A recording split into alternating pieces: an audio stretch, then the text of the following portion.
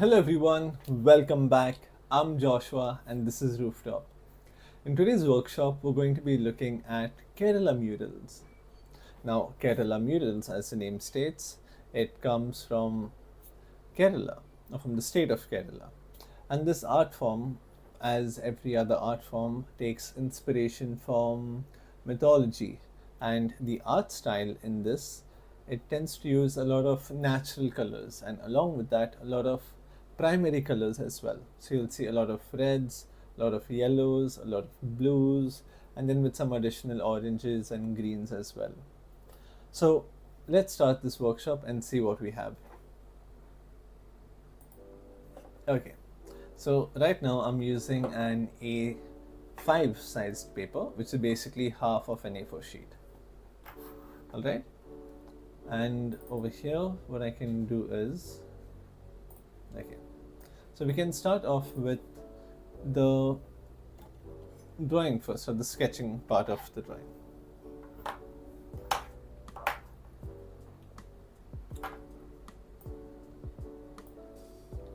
Alright.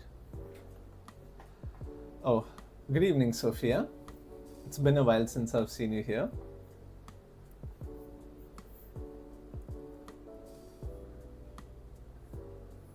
Did you happen to be on time? That's good. So I will start off with these shapes this side, like that, and over here. So this will be like a very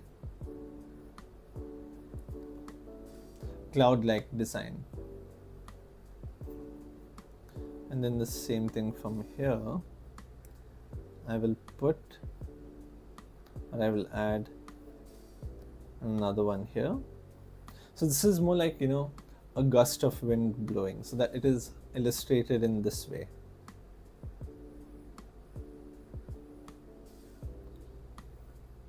Just like that. And then we have quite a bit of flowers also in this drawing. So for example, over here, I can start by drawing a leaf.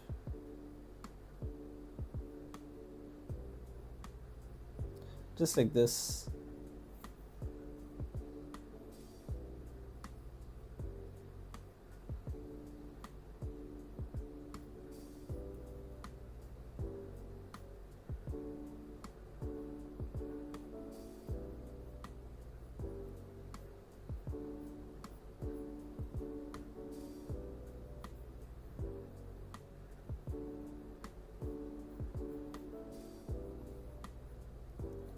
Like that. And then from here we can have this part go down, this one come over here,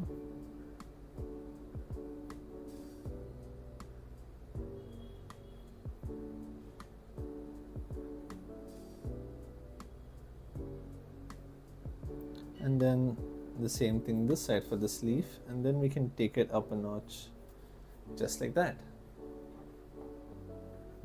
So now these murals, or these designs that they are very intricate.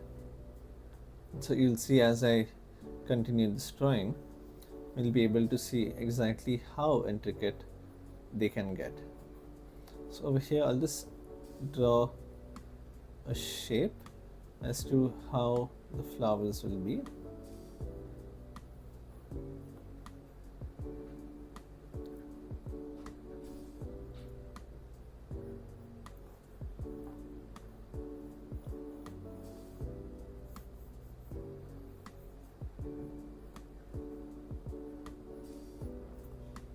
Just like this. And over here we can have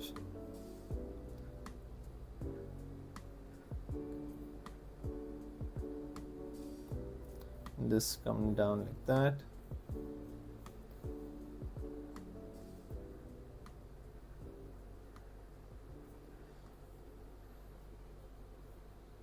And then over here, the same plant, we'll connect it to this side.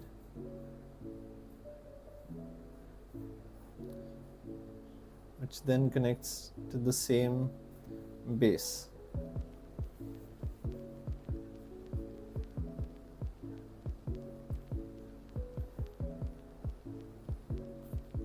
And then we can have the leaves also drawn. I think we'll start with this one here.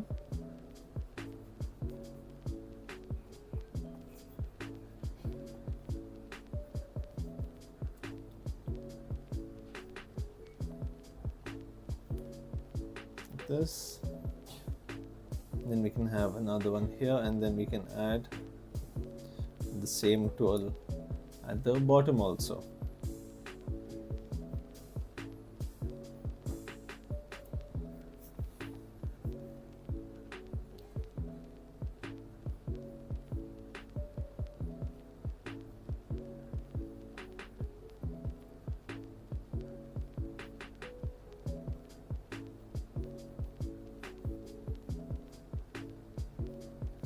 And we can bring this down and start doing the other side as well.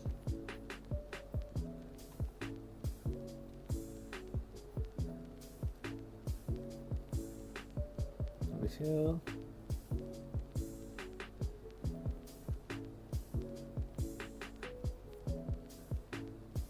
Okay, this part is already done.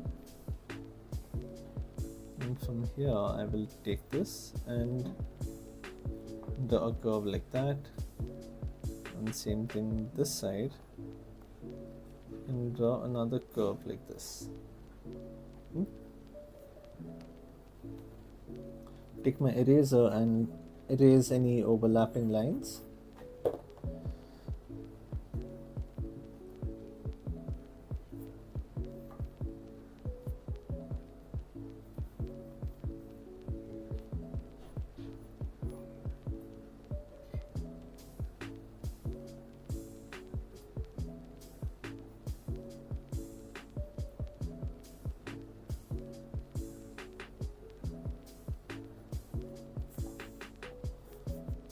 And then this the same thing here, just like that. So now mostly we'll be having these, waves, you could say. Now this is just a shape for the flowers and not the final drawing.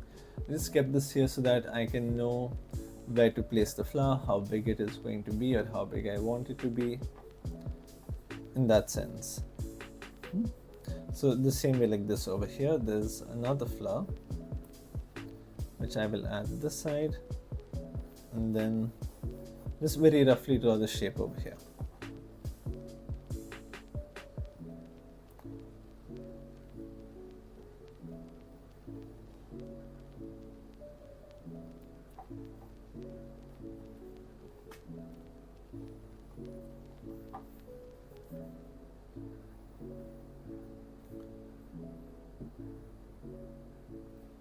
Like that.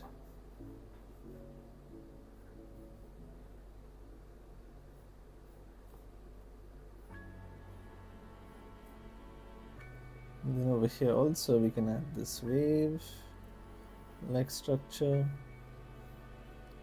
and then this we can bring it together, bring it down, and then the same thing with this side, just like that. So you can see how very detailed it's getting. So over here I can add this.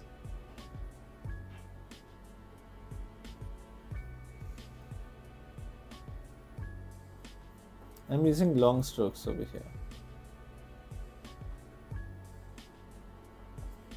just like that.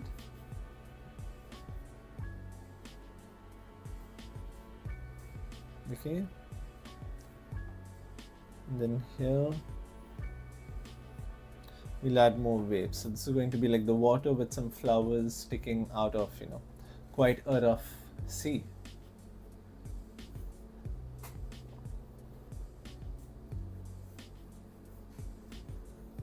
This part over here, flower. So one thing that can happen, right, is while doing these drawings, it can get a bit confusing as to where to draw what, but once you get a hang of how to manage that, or once you keep practicing such works, it will be a lot more manageable to do it. It does take time, but it is not something that is impossible to do.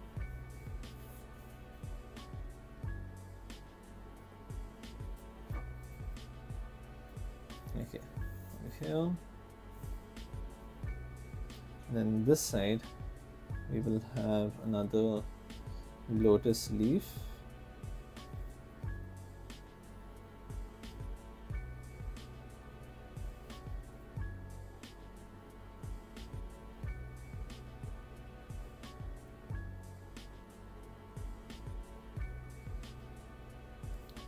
There you go, like that. Now we can start drawing the flowers here.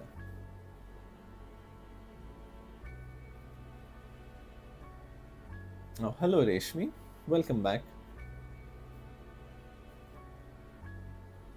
So today we are making a Kerala mural, which is a style of art, excuse me, a style of art which comes from the state of Kerala.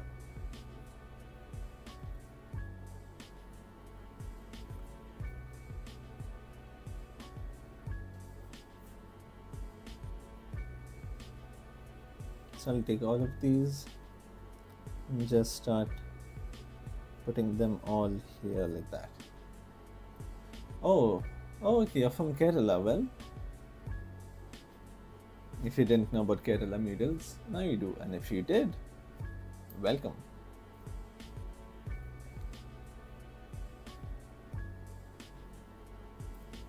Like that.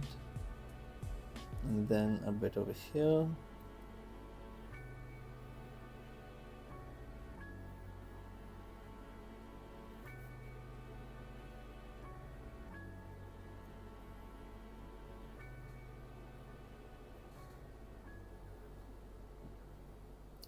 Just like this, and then one last one over there. So you'll see that the style of drawing is quite different.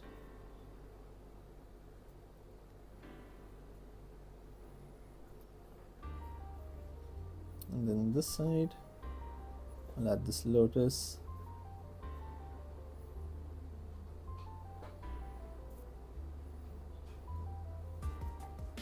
Like that.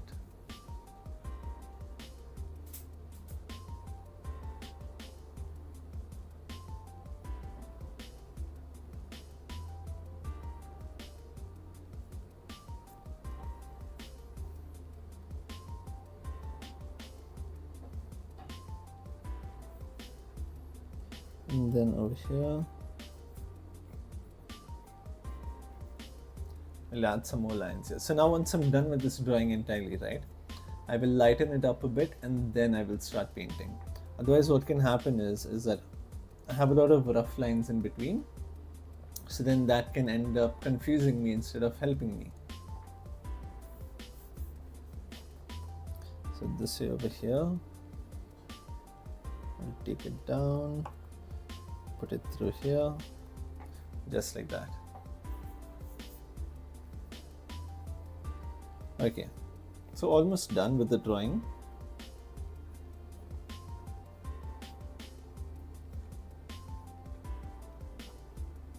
So Reshmi, have you heard about Kerala murals since you're from Kerala?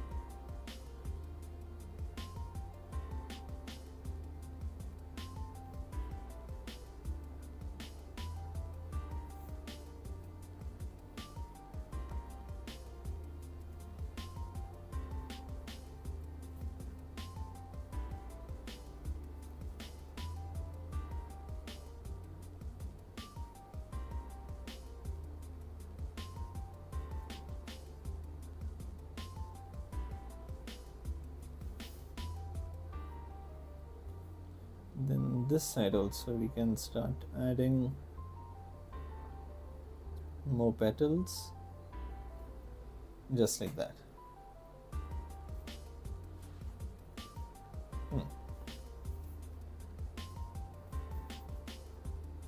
So I'll darken certain parts which we would need, like this, and then this one would come out from here.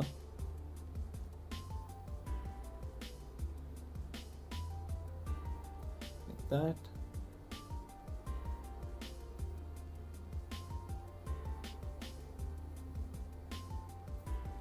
Just like this. And then the same thing this side here, we can have a flower bud or a lotus bud, you could say.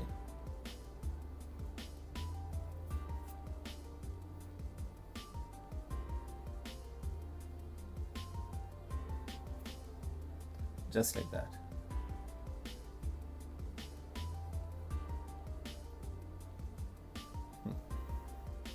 Okay, and then over here also we can add another flower here.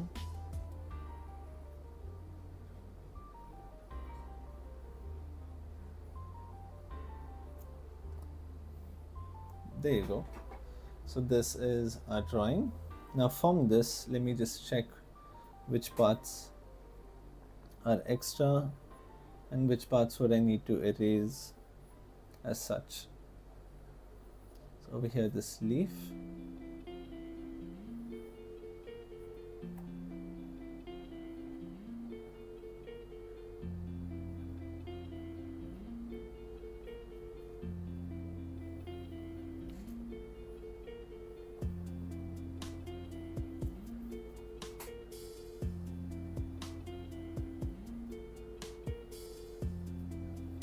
That, and then this part here also I did it pretty light, so I didn't realize that I needed this part here,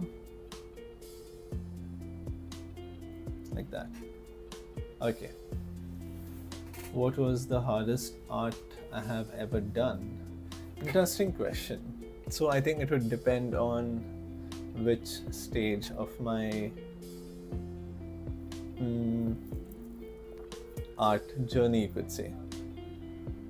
So I would say I think it would be back in college, where I think I had to do a still life painting, which is basically like different objects, and I had to paint around one big sculpture and 20 small ones. So I think up until now that would have been the hardest one for me. So it was like a total of 21 sculptures in total, which I had to paint, along with the background, drapery, different colors, different sizes, and so on. So yeah, I would say that was the hardest one until now. Of course, if I were to do it now, it would be a lot easier as compared to back then. But if we're comparing experiences when I was still, getting into art or getting into fine arts, you could say, I would say that was one of the most difficult ones. So now over here I'm using a clay eraser or a kneaded eraser, which is very much needed. And I will just start lightly erasing all of this. So I'm not erasing it entirely. I'm just lightening it enough so that it doesn't disturb my painting, or it doesn't mix with the paints when I apply it on top. Like this, so you can still see the drawing, but it is relatively lighter.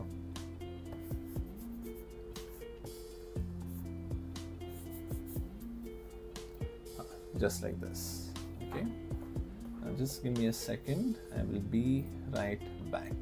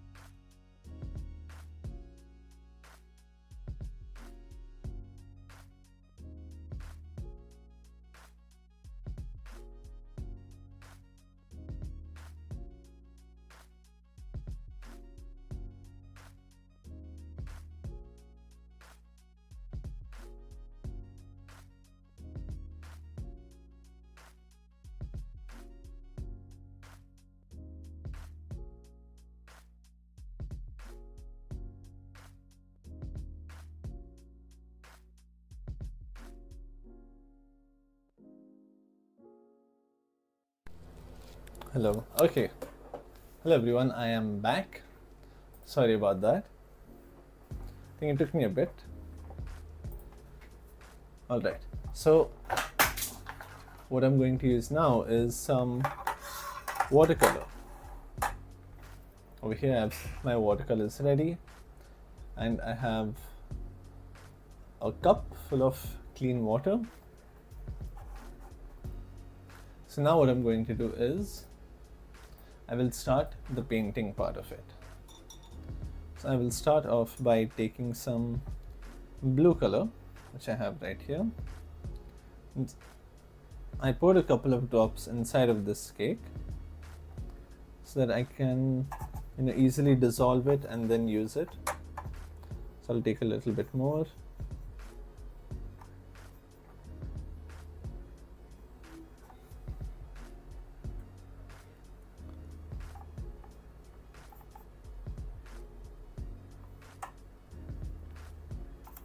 Okay, so I've taken some blue color here.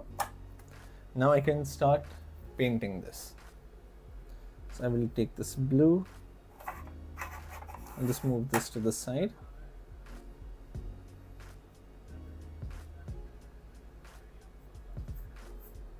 And I can just start spreading this. Maybe I can take a little bit more water here.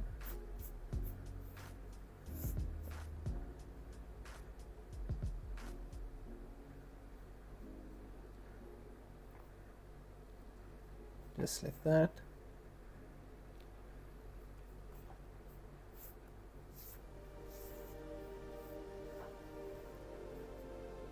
Take a little bit more.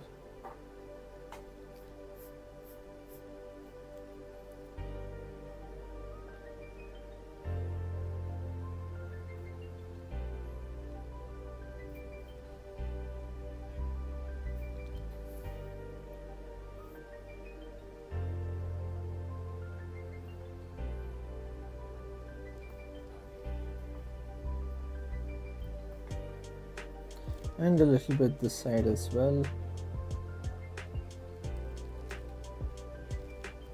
Try to keep it as clean as possible. That is the line.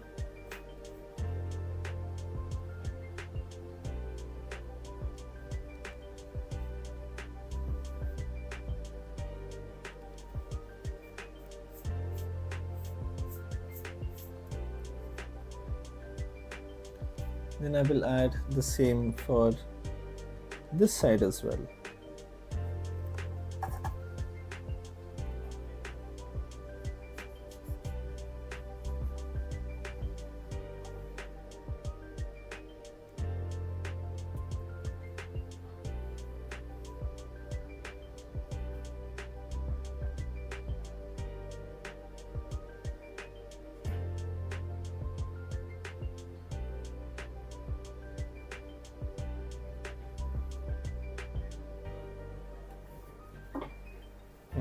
Just like this.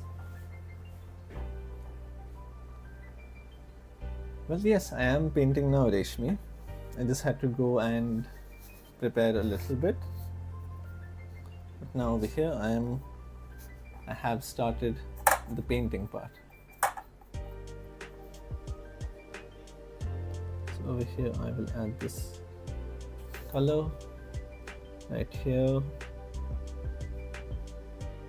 and then this side as well. I just need to make sure that I don't paint over areas that would use some other color.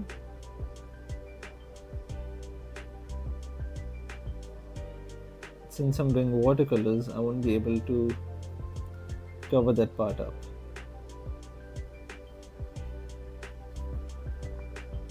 I would need to be pretty careful with this.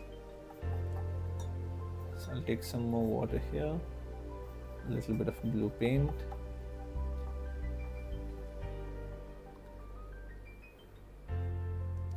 Okay, now coming to this side.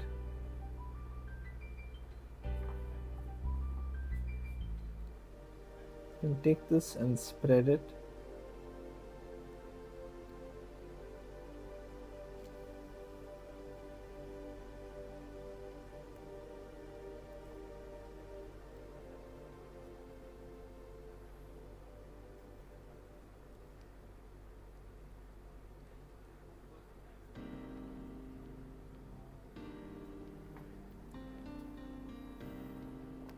And then in the middle also, you can add some blue there. So you can see it's starting to look like a wave. With all this color that is being used.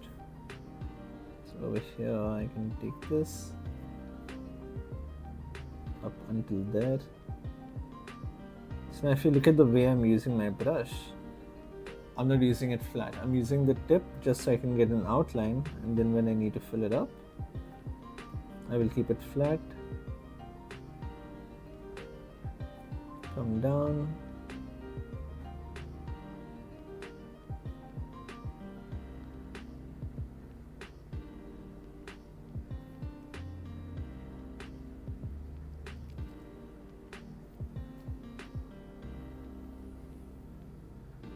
What's my favorite color to use in my art?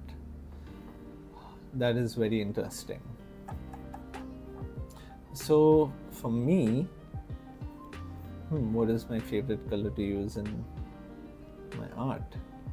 That's a very tough question to answer, because it honestly depends on what type of painting I'm making. But if you were to ask me what is my favorite color, then I would say purple. I'd say purple is my favorite color. I'm still experimenting on how I can use purple when it comes to my paintings. But yeah, I find purple to be a very cool color.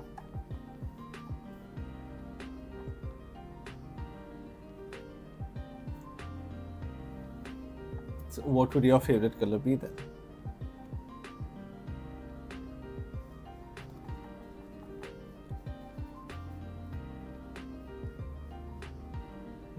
So mine is purple. And Reshmi, what is yours?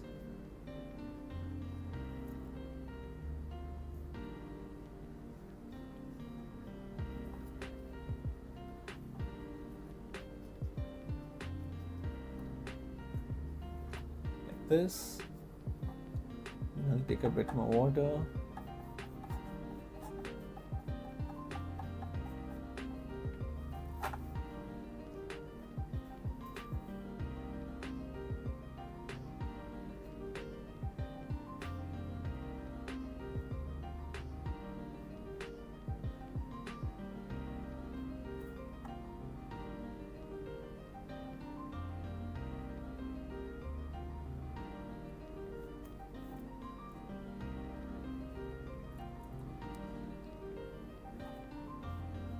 This, and then we can fill this part up also.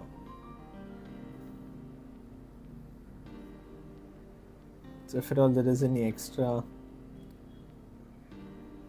water in your brush, you can just use that to spread it out like this, and then you can darken it. I like light green, it's bright, and I'm a nature lover. Nice! I like light green as well. But in green, I would say more like an emerald kind of green. So it's slightly greenish yellow, you could say.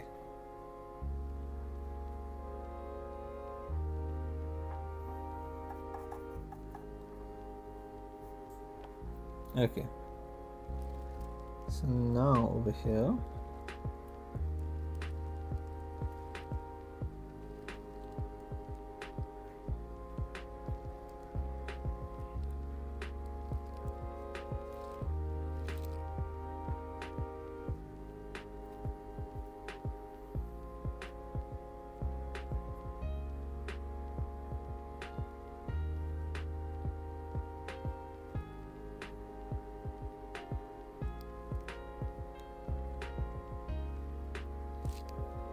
just like this, and then the last part would come in the middle.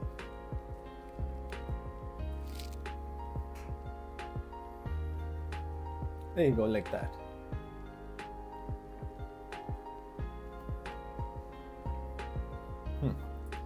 Now before I do anything else, I will take my gel pen that I have. You can use any gel pen that you have. So you can use a gel pen, or you can use any sort of black ink, but just make sure that the ink that you're using does not, mix with the water, and then it can, so once it mixes with the water, right, your colors can become all blackish. You don't want that to happen. So before I do anything else, I will just start by adding this part here like this. I'll just give it an outline.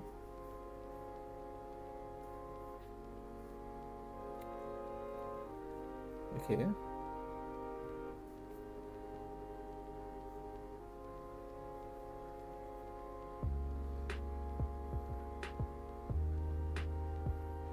So over here, you can have another line there.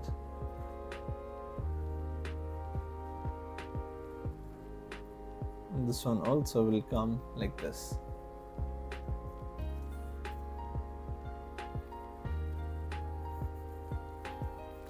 One will come here, this one will come like that, and come and give a big swirl over here. Now we'll have to paint inside this again, which is why I'm drawing these outlines first, and then I am going to paint them.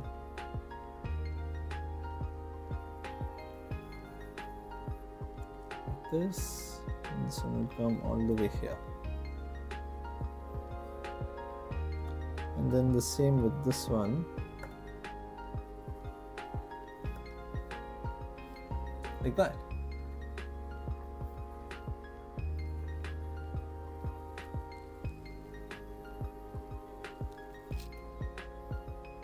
This one will connect down there. From here, we'll get these swirls up and running. Now what can happen is, as you paint, right, it can erase some of the pencil marks, or it can lighten it up quite a bit. So it will be very difficult to see where you have put your markings or where you had done the drawing. So in order to avoid any confusion when you paint it, I am doing the outline now itself.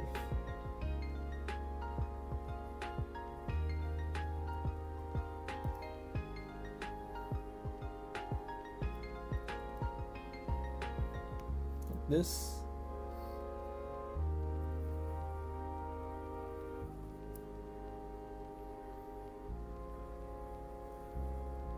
Over here, and then a big one here as well, just like that.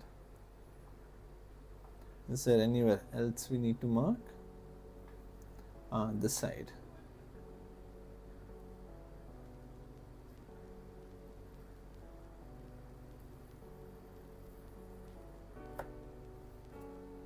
Just like this. So Reshmi, if you have any other questions also, you can feel free to ask me. Maybe it's about painting, drawing, or maybe if you are struggling with something, you can ask me and I can try to, help you resolve that.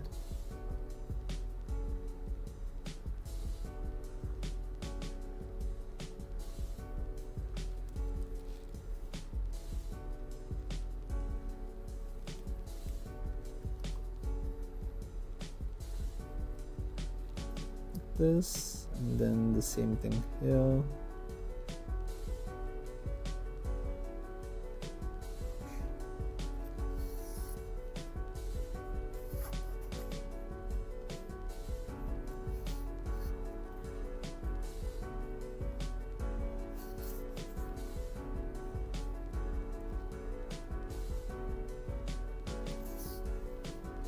Like that.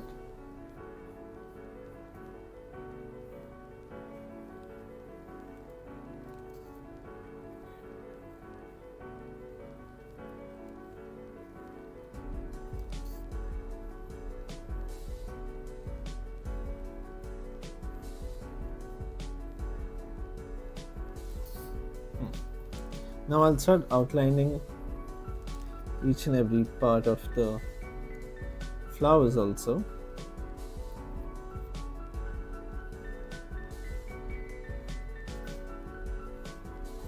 So that it becomes a lot easier later on.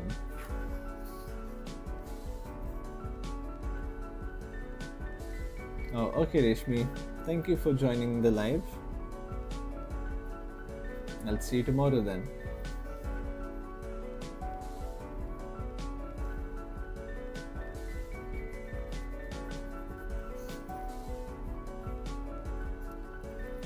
Here.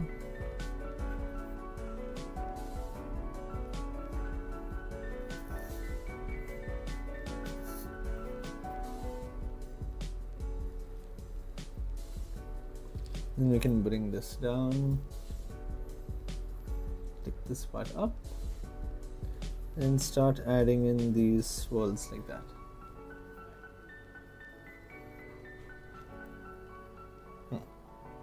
There you go.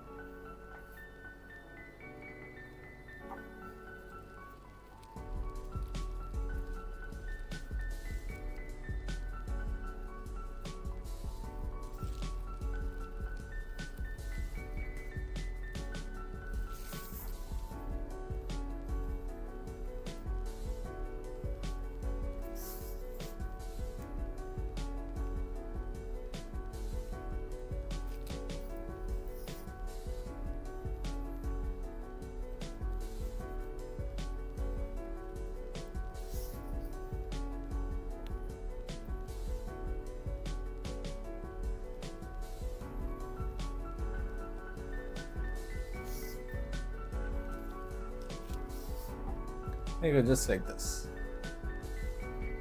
And so we'll do the outline for each and every part. So for this flower, I'll start from the center.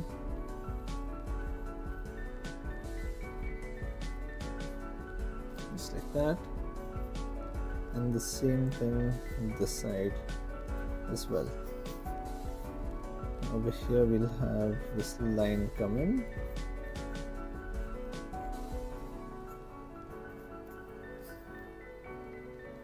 That's for the flower.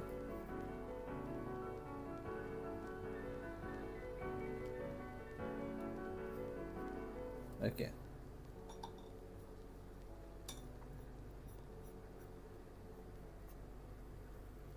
This area also I can fill in case I forget it later on.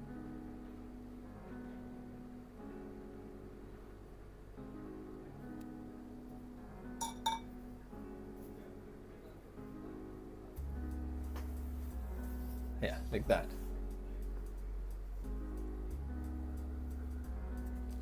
And then this part. So there are a lot of curves in this drawing.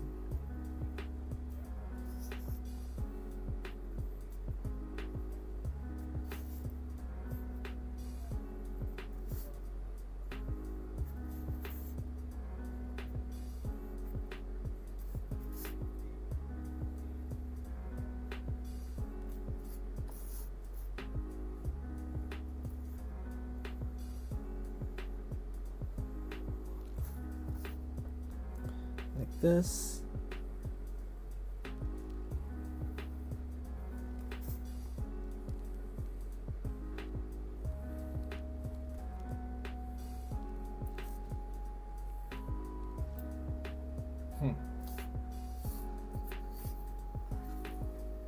Hello Megha, and hello Anoshka.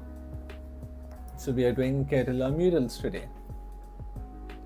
And as the name suggests, this is the art style which comes from Kerela.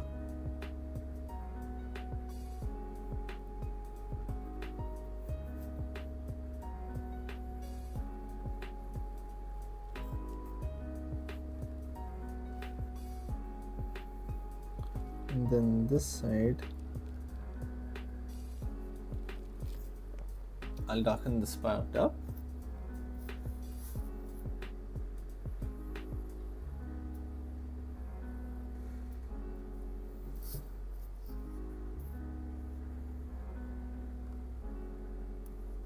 There you go, like this. And then the same part here also.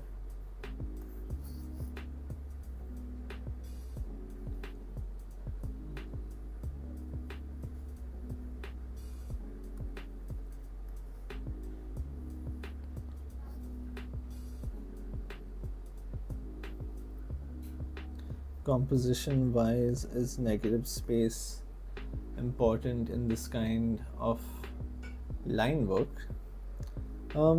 So the balance between positive and negative space is important in not only paintings but even in photography, videography, so on and so forth. Like even if you see music, like let's say music I'm familiar with, maybe something like EDM perhaps, or some music like DJs that they play, you'll see a lot of build up and then you have a moment of silence and then the beat drops. So that moment of silence, you can think of that as negative space in music. And in painting, for those of you who do not know, negative space is basically space that is left untouched or empty space, and positive space would be the space where you are painting. So right now with this much that you can see, all of this blue is positive space and all of the white is negative space. So if you're asking if negative space is important composition wise, yes, very much so that it doesn't look too crowded or it doesn't look too claustrophobic, you could say. Everything needs some sort of breathing space.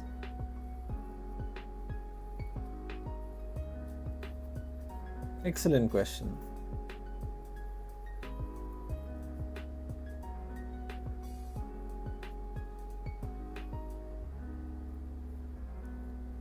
So I hope that answered your question. If not, then you can maybe ask me another one regarding the same thing. So I can try giving another example for you or to you.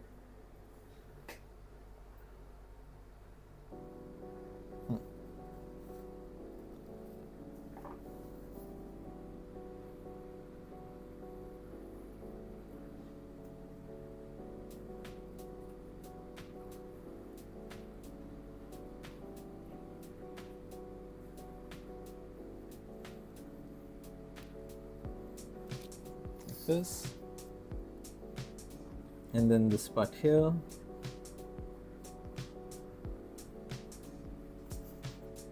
I think I need to get a better pen, and this one is quite the task.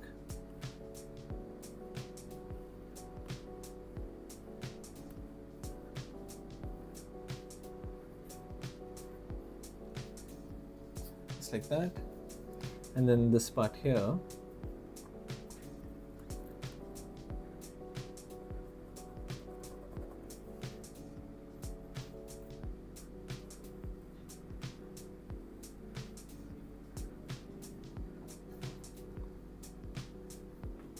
but after complete the picture there will be no negative space, right? So there will be, but it will be a little bit different. So I'll explain how exactly. So negative space is not only space that is left untouched, but it is also space that is left relatively flat, you could say. So for example, let me just do this part.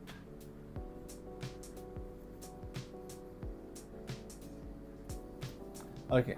So for example, I paint all of this yellow, pink, blue, and I paint the sky also, orange, which I am going to paint orange. But as compared to this blue, which has all these waves or these swirly type designs, the sky or the orange that I add here, I will not add anything else in it.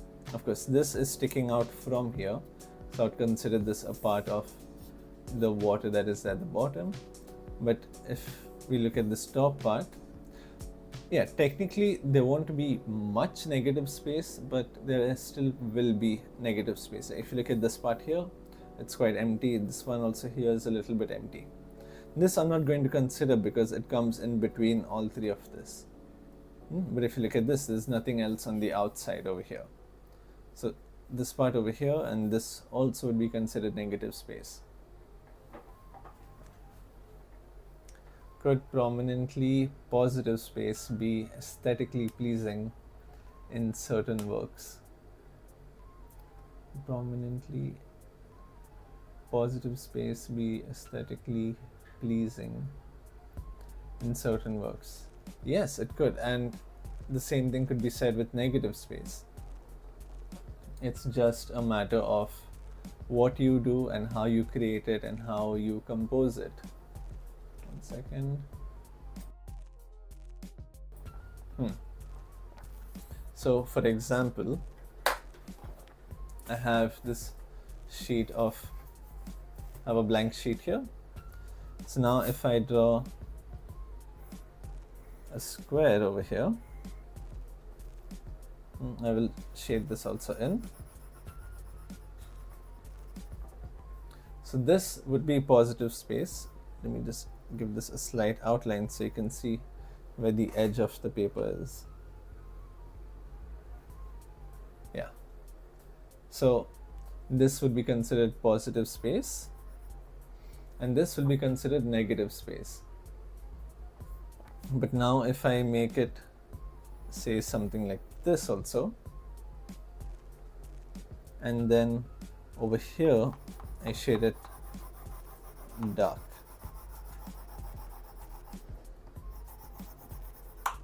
I had watercolors with me, I could have just used that. It's okay. So now over here we have positive space here, positive space here, and this positive space is in this negative space. But if you go to see this entire portion here, just take some black color. 1 second. Yeah, I'll just quickly cover this part up. So this side is going to be the positive space. So now your question was, could positive space be aesthetically pleasing in certain works? It can, but in order to have positive space pleasing in certain works, some of them would need negative space. So now here we have positive, and here also we have positive space. But if I were to keep this white as it is, then this side and this side would look too separated apart. But now that I've added the small square here, this balances out with this big rectangle that I have here. So these both work in complement with the negative space. So it creates that sort of balance. If I hold my brush only from here, it's going to fall. But if I hold it from somewhere this side, maybe somewhere here, let me find the spot. It's like this. Yeah, like that. Now you can see this side is much smaller than the right side, but it is still balancing out because this side is thicker and this side is thinner but long, and this side is thicker but fat. It's much thicker and short, sorry. So that way these both are balancing each other out. So the same way, this one is bigger, but if you go to see as compared to the paper, it is thin, whereas this one is smaller, but the entire block fits inside. So that way it creates a balance between both. So that way it again depends on your composition. Now if I were to take maybe a lot of this squares, I'm going to draw some really terribly drawn squares like this, over here also, over here also, a little bit like that, and then maybe I will overlap one more like this. Over here I will add another one like this. Now you see, now it looks a little bit more chaotic. It doesn't seem to have some sort of balance. There's a lot happening here, and there is a lot more happening here as well. And if you look at this side over here and at the bottom, there's a lot happening on this side and this side also. So it depends again on your composition. I hope that answered your question and it didn't get too complicated or anything as such.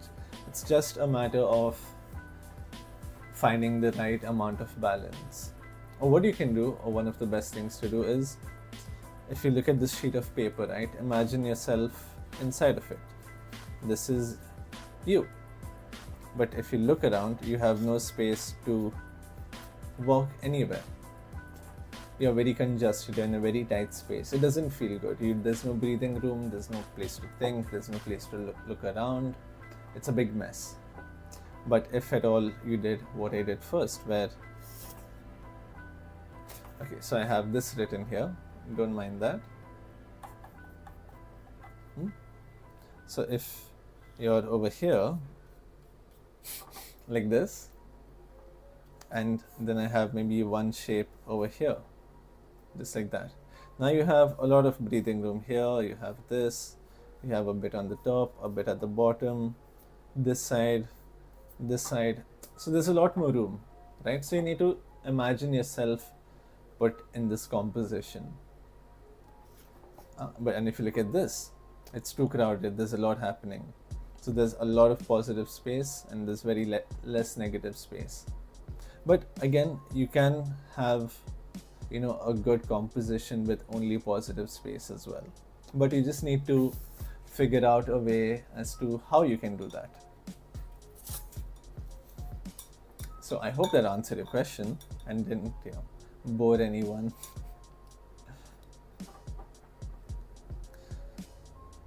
So where was I? Right. So now we can start painting the top part. So did that answer your question, Anoshka?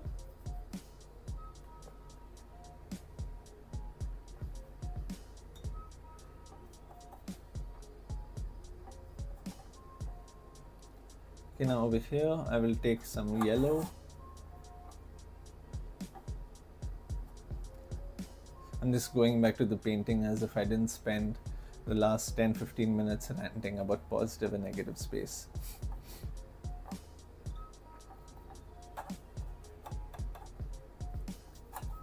So one of the best ways to understand how to use positive and negative space is to just experiment. And it doesn't have to be a painting or some drawing. You can just simply draw squares and then try to place those squares in such a way that it just looks nice. That's what composition is about.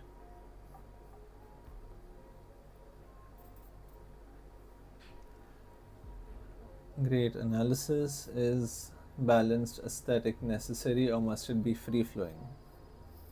So when I say balance, I don't just mean, so like I said, there are a lot of things when it comes to composition. So balance does not always mean that if one side is heavier, you find an equally heavy object and you put it to the opposite side. But it means that you need to figure out a way. So it's very much like problem solving. For me, composition or composing is sort of like problem solving. I have this idea I have in my head and I want to put it down, but now I just need to figure out a way to put it down. So one thing is having balance, where it is like very much obvious, and then you have another type of balance where it can look a little bit congested, but it still looks pleasing to the eye. And for that's where different shades, different colors would come in.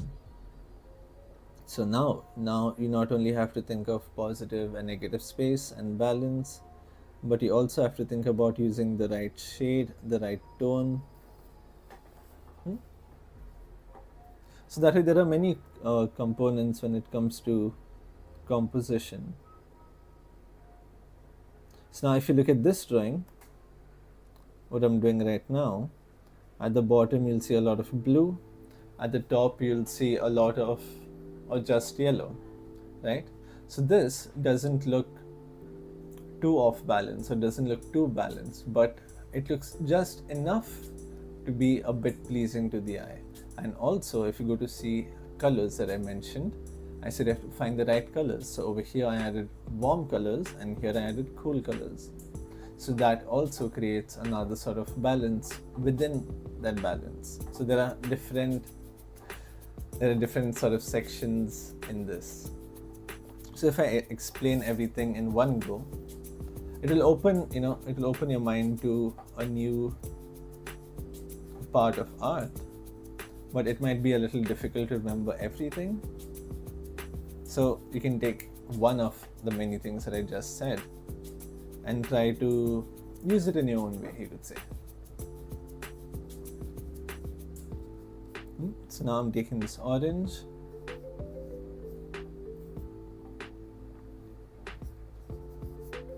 I'll apply this here, I'll take a little bit of water and then soften this out.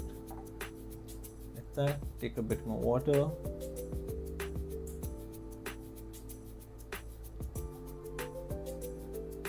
And soften this out as well. So did that answer your questions? And for those of you who didn't know about all of this when it comes to composition and positive space, negative space and all of this, I hope it opened a new interest for you. And this does not only apply to drawing and painting, this even is used in like movies or advertisements. If you go to see, you'll see a lot of it being used there as well.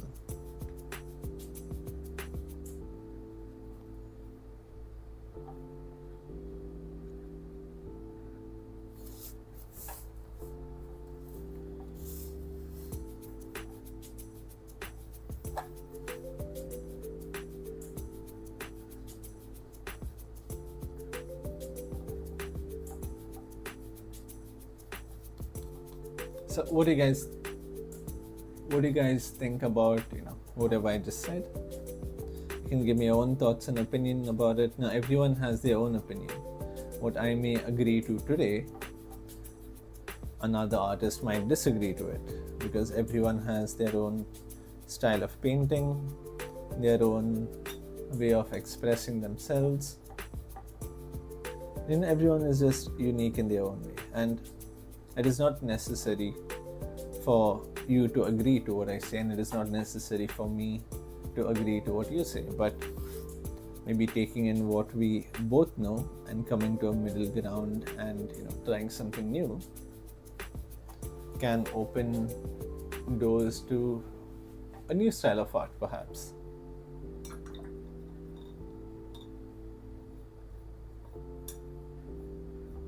I got scared for a second. I thought my mic was muted. There's no way I'm going to remember everything I just said to repeat back. But yeah, I hope that answered some of your questions at least.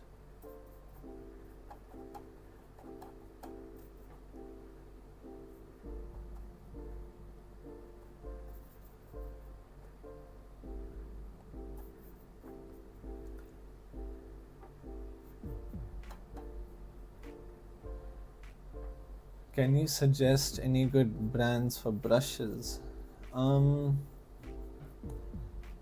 So before I tell you anything, having a good brand of brush does to some extent affect your artwork. Like, you will see some sort of change, but most of it is entirely on you. So if you were to ask me what sort of brush I would suggest, you can go for the regular camel ones. Those are good, because this one that I'm using right now is camel itself. You just need to make sure, so when you're looking for a brush, right, looking at the brand is one thing, but try to look at the bristles, like this part here. See how firm they are, see how soft it is. Try to do that flick sort of thing. I wouldn't do it now since I've painted, but you can just all my brushes are wet. Yeah, but you can just, bend it like that and then leave it and see whether it falls back into place, whether there is any bristles falling out, and accordingly you can buy. And the same thing goes for the size of the brush. Now for me, I don't know any of the numbers as to what size brush I'm using, but I just see what size brush I need, like visually, and then I buy them for myself. So yeah, if you're asking for a brand, a regular camel one would do, but otherwise just go for something that looks and feels good.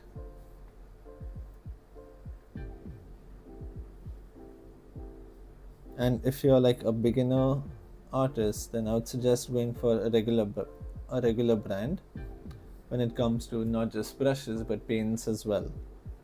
Don't go for anything too fancy, because I remember I once bought this paint set. I'm not going to mention which brand, but it was very expensive and I was very much new to art. So I was like, yes, my painting is going to look amazing, but it is just like any other painting. The only difference, right?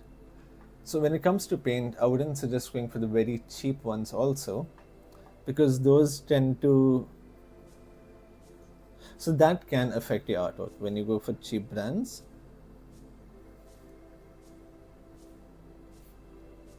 Yeah. So for brands also, I would suggest the same thing for paints. That's what I have been using for the last 7-8 years. You don't have to go for anything fancy. You get a lot of budget ones, stick to that. Once you feel more confident in your artwork, then you can go for a more expensive one. As for me right now, even though I create paintings more often, I still stick to the OGs, the ones I have always been using. So let me tell you the difference between these different brands. So the difference is the pigment. So what I mean by pigment is the color that is there in this paste that we call paint. And the cheap brands, what happens, right, is that color or the pigment is very light. It's very how do I explain this? It's very cheap. You can think of it as the paint is not the color it is supposed to be. So if you buy if you go to buy a red color like this, when you squeeze the paint out, it will look much more lighter, much more dull, and it won't look nice. And even when you mix the brush or when you mix the paint, it isn't going to look that great as well. And the other thing also is that one of the reasons why paints go for a much higher rate as compared to others is because of how long the paint can live for. So for certain paints, they can look fresh from up to 20 to 40 years, and if you go for the very expensive brands, they can look as it is. Like if I make this painting today, even 150 years later, it is going to look the exact same. Of course, if you keep aside the external aspects like dust or water or oil spilling on it, keeping all of those aside, it is mostly how long the paint can remain fresh and how well the paint's color looks as compared to what it is supposed to look like. So that is the difference when it comes to the cheap and expensive paints. Okay, now I have a lot of work to finish. So I'll try to finish this today. If not, then I can keep a part 2 and we can continue. Actually, you know what? I'll keep a part two. What I can do right now is I can answer some more of your questions if you have. So I hope that also answered your question regarding the, what is it? The brands for brushes. Like I said, the brand does not really matter. It's just the quality, because you can get cheap brushes for like cheap brushes with good quality bristles, and you can get some expensive ones which can sort of, you can, I wouldn't say bad, but some okayish quality which you can get for a cheaper brush also. So that way we have the difference between cheap and expensive. You know what, maybe one day you know what, I'll do a painting once of a cheap paint and, I wouldn't say expensive, but decently priced paint.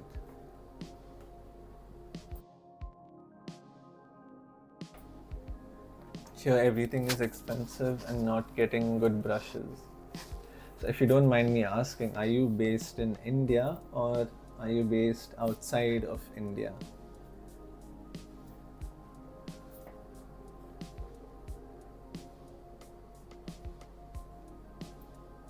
Because if you're based in India, you can get quite Abu Dhabi. Okay, right. So that makes sense.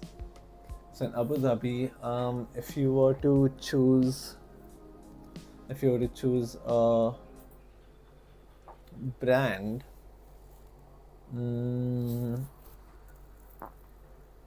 yeah. So Abu Dhabi tends to have a lot of expensive brands. So from that, you can go for something like, so even the brands I have in my head is again expensive, because and I have come from brushes also, packets are coming. Yeah, that's the issue with the Gulf, because I myself was born and raised in Kuwait, so I totally understand what you're talking about. So the brushes that you get in the packets tend to be very cheap, and the paints that you tend to be very expensive. So there is no middle ground of affordable brushes with affordable paints. You either get cheap brushes or expensive paints, or you don't get any art materials at all. So I think I'm not sure about Abu Dhabi, but there should be a place called Jarir Bookstore, if I'm not wrong. I don't know if they have it in Abu Dhabi. They do have it in Kuwait. So if you check over there, you will get, you know, you will get some decently priced paints. It'll be a little expensive, but it won't be the most expensive ones. So I think when it comes to paints, in Abu Dhabi, you can get the cheapest ones you can find, which will be expensive, but it will do a good job, since there's a limit as to what sort of materials are available there. And when it comes to brushes,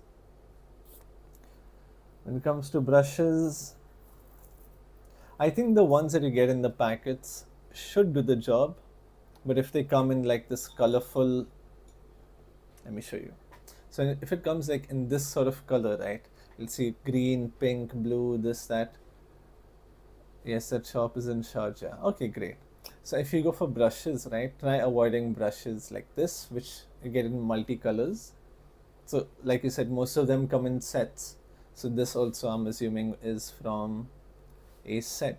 But this one tends to do a pretty good job. But the ones you get over there, they are a bit questionable. So if you can go for, you can try that. You can see how it works. If it works well, then well and good. But if it doesn't, then you can go for the next best one. Noshka is asking, do you think good art depends or is depicted on your tools? No. So if you have cheap art materials and you have good skill, you can still get really good artworks. But the difference would be the finished work wouldn't be as good as it is with the expensive ones. That sounds a bit contradicting now that I hear myself, but in the sense that if I use acrylics, like let me show you this painting here. Oh, I forgot I'm not using the top cam. So if you look at this painting here, I think I'll just switch real quick. So if you look at this painting, we can see that, this dark color is entirely flat. It's blocking out the paper entirely. And it's giving a good coverage. The colors still look fresh. Over here also, the paint is thick enough that, it covers up the entire paper. And it gives some sort of solid foundation to this apple that I drew here, or this glass that I drew here. But the difference is, with the cheaper ones, it would be very transparent like. So even if I apply thick layer of paint, instead of it being like this, it would be like watercolor. If you look at this, you can see the paper down. But with watercolor, this is how it is meant to be. But when it comes to acrylics, it isn't supposed to be like that. If you add a lot of water, then yes, it can give a look like this. But if you're using it thick, then it should, cover up the paper entirely nicely. So this is what I mean by good pigment. That it is thick enough and it is dark enough, and the colors also look fresh, and they remain fresh. So yeah. So for your tools, are your tools more important than your technique? No, tools can never be more important than your technique, because if I want, I can even paint this with my fingers, but the only difference would be is that this thin line over here, I might not be able to get it exactly this thin, or maybe these flat brush strokes over here, I might not be able to get it exactly flat, but I will still be able to make it look as realistic as this. So again, your skills are separate, your tools are separate. This I can do with my finger, but it won't look this well finished, but it will still look realistic. But if I use a brush, now this, what I do, the brushes that I use over here, these aren't expensive materials. These are, brushes that you would get for like $50, $60, and the paints also, maybe for one tube you'll get for 80 rupees or 100 rupees, one tube, not an entire set. So even when it comes to the paints, we're not going too cheap, but just enough that it is affordable for anyone and everyone, and the quality also will be good. So if you're asking whether the tools are more important than your techniques, then absolutely not. That is I wouldn't even say myth, I would say that is a misconception, that if you have better tools, then you will have a better finished painting. So yeah, do you have any other questions? I think my camera is slightly tilted off. I just realized, but okay. As long as you're getting useful information. So Sumanna and Anoshka, or anyone else watching, if you have any other questions, you can feel free to ask me. I will wrap up the stream in maybe another 5 minutes, and then I will see you all again tomorrow. So if you have any questions, drop them down, maybe regarding paintings or your paints or some tools, maybe about this humongous bottle that I have.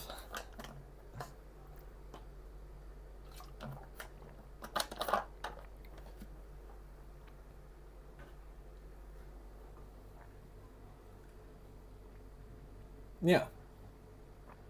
Okay, I think that answered all of your questions. So if you have any more questions, we have a WhatsApp group in which you can join. The paint bottles, like this one. Is this what do you mean? If it is this size, like a small size, this is pretty good.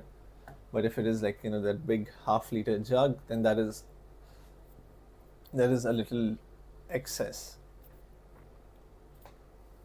But yeah, so I hope that answered your questions, and if you have more questions, we have a WhatsApp group where everyone is there. You can ask me questions directly, you can send in your artworks, you can interact with the other participants also who send in their artworks. And yeah, so that's all. If you would like some more Oh, okay. What timing? I'm gonna use this camera. So if you would like some more information about Rooftop, you can have a look at our website, which is there in the description. My camera has died, meaning I have been speaking for a little too long. No, just now you told about it. Oh, my water bottle. Right. Yeah. So it's a big bottle. But yeah, so thank you so much for joining me. My camera has died, which means I need to end the stream. So take care and bye-bye. I will have a part 2 for this, so stay tuned. Bye-bye.